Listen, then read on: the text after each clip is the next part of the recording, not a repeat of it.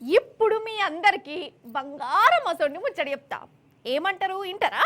ఆ అవు కానీ అక్షయ తృతీయ నాడు ఏమన్నా బంగారం కొనరానోళ్ళ మీరు? ఇగో నేను కొందామనుకున్నా. కొందామంటే తులము 5 తులాలో కాదు, మా కోడల కోసం చిన్నపాటి ఉంగరం కొందాం అనుకున్నా. 4-5 గ్రాముల వందం. ఇక అయితే బంగారం దుకుణం పోయినా, సేడుతోని మాట్లాడినా, బేరం కూడా ఆడినా. అంతనే ఎందుకో నా మనసు మార్చుకున్నా. అట్లా మార్చుకున్నదే నయ్యమైంది అనిపిస్తుంది. ఇక రేపన్నా కొంట, నా బంగారం ముచ్చట మాకెందుకవా అనుకోకురి, మీకు కూడా అక్కడికి వస్తుంది నూరి. ఇన్నారులా అవుగా నీ అక్షయ తృతీయ నాడు బంగారం కొన్నారా మీరు అసలు? అంటే ఈ సమయత్తో సుక్కెత్తో కొంటే అదృష్టం కలిసి వస్తా అంటారు చూడు. గందుకే అడిగిన. అదృష్టం ఏందో కానీ నిన్న మొన్న బంగారం కొన్నోళ్ళు ఇలా కీస్మంటారు కావచ్చు. అయ్యయ్యో ఒక్కరోజు ఆగితే అయిపోయాయి కదా అనుకుంటురట.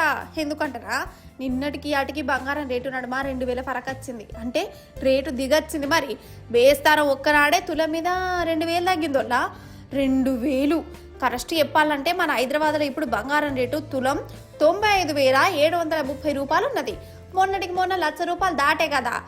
లచ్చో లచ్చ అని ఒగరంది పట్టుకున్నదా ఒక్కొక్కలకు. లచ్చ అంటే ఏందన్నట్టు మరి. ఇక దాని పెరుగుడు చూస్తుంటే ఈ 2 నెలలనే 1,50,000 అవుతుంది కావచ్చు అని అనుకున్నారట. కానీ 4-5 రోజుల సంది నెమ్మదిగా తగ్గుకుంటూ వస్తుంది.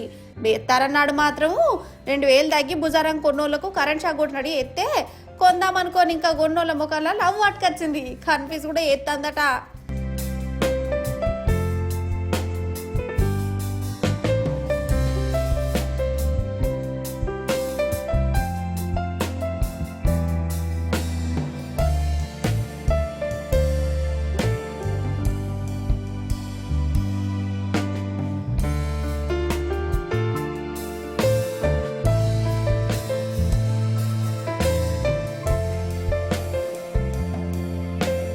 అయినా 2000 తగ్గినందుకు ఎందుకు సంబరపడాలని నాకు ఇప్పుడు అనిపిస్తుంది.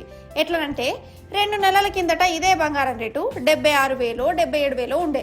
అది పెరుగుకుంటా మొన్న 1,00,000 దాటింది.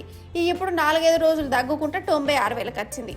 మరి 2 నెలలనే 77,000 నుంచి 96,000 అయినందుకు బాధపడాలనా, లేకుంటే 5 వద్దులనే 1,00,000 నుంచి 96,000కి తగ్గిందని సంబరపడాలనా?